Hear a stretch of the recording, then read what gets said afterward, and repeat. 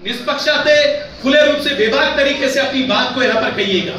संगठन के बारे में। अगर आपको लगता है कि आपके जिला अध्यक्ष जी ने की योग्यता है, उन्होंने काम ठीक किया है, तो पुनः निर्वाचित की बात आप रखेंगे। अगर आपको कहीं लगता है कि कोई और ऊर्जावान है, कोई संगठन को सशक्त करता है, उस बात को भी रखेंगे, क्योंकि हम विभिन्न क्षेत्रों में ब्लॉकों में से होकर आए, तो सबकी बातों को सुना हमने, लेकिन निर्णय हमारी हाईकमान को करना है। उस बात को हमने प्रदेश कांग्रेस कमेटी को देना है, आपने केंद्रीय कमेटी को देना है, उसके बाद निर्णय वहां पर लेना है। तो इसलिए क्योंकि उस जिला अध्यक्ष के नेतृत्व में हमने आगामी 2027 के चुनाव को लड़ना है, और ये बागेश्वर कैसे भी एन के प्रकरण हमने दोनों सीटों को जीतने का संकल्प लेना है। यहाँ का कार्यकर्ता जो लगातार हारने के बाद भी, इस बागेश्वर की बात करूंगा, 15-20 साल से हम देख रहे हैं, क्योंकि हम कई चुनाव में हम भी आते हैं उपचुनाव में, हम देख रहे हैं कि यहाँ का कार्यकर्ता आज ये देख रहे हैं चौधरी जी, ये 15-20 साल से हम लोग यहाँ पर हारे, लेकिन आज इन्होंने हिम्मत नहीं हारी है। आज ये संकल्प लेके आए हैं कि इस बार के चुनाव में 2027 में कांग्रेस को जिताने का काम करेंगे। तो कहीं ना कहीं इनके अंदर ऊर्जा, हमारे जिला अध्यक्ष जो यहाँ पर मनोनीत होंगे, जो निर्वाचित होंगे, उनको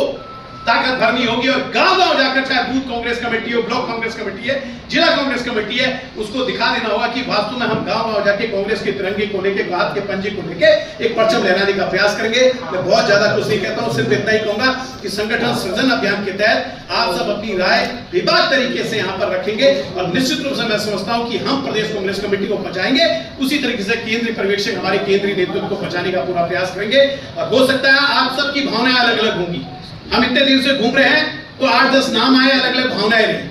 तो हो सकता है किसी की भावना का सम्मान हो सकता है, किसी की भावना का सम्मान नहीं हो सकता है, लेकिन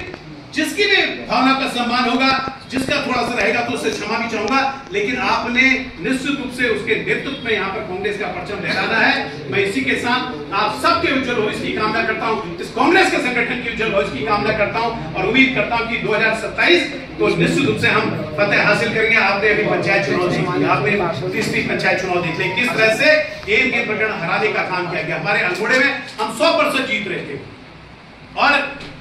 यही कौसानी में आके किस तरह से वहां के अल्मोड़े के डीएम एसएसपी ने किस तरह से धमकाने का काम किया, किस तरह से क्या चीज, सारी चीजें को ले गए। मैं बहुत ज्यादा नहीं कहना चाहता हूँ। नैनीताल का हो गया, अन्य कई प्रकरण हो गए, टेहरी का प्रकरण हो गया, बेताल घाट का प्रकरण हो गया, द्वाराहाट का प्रकरण हो गया, तो ये सारी चीज, तो इसलिए हम सबको हिम्मत करके पूरा इस संगठन को मजबूत करने के लिए काम करना है। मैं पुनः आप सबका हृदय की गहराइयों से धन्यवाद देना चाहता हूँ। और कल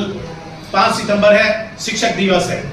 और निश्चित रूप से हमने संकल्प भी लेना है, और डॉक्टर सर्वपल्ली राधाकृष्णन के जन्मदिन को हम शिक्षक दिवस के रूप में मनाते हैं, तो जितने भी हमारे शिक्षक समाज के पूर्व यहाँ पर शिक्षक हैं, उनको भी बधाई, अग्रिम बधाई देना चाहता हूँ, और पूरे शिक्षक समाज को बधाई देना चाहता हूँ। पुनः मैं अपने केंद्रीय पर्यवेक्षक का यहाँ पर हृदय की गहराइयों से स्वागत करता हूँ आपकी ओर से, और आप सबसे कहूंगा कि निश्चित रूप से आप अपनी भावना यहाँ पर व्यक्त कर दीजिएगा। इसी के साथ इस कांग्रेस के उज्जवल भविष्य की कामना करता हूँ, आप सबके उज्जवल भविष्य की कामना करता हूँ, आप सबके दीर्घायु की कामना करता हूँ, और इसी के साथ अपने संबोधन को एक विराम देता हूं। आप सबको नमन करते हुए, प्रणाम करते हुए अपनी वाणी को विराम दूंगा। बहुत बहुत धन्यवाद।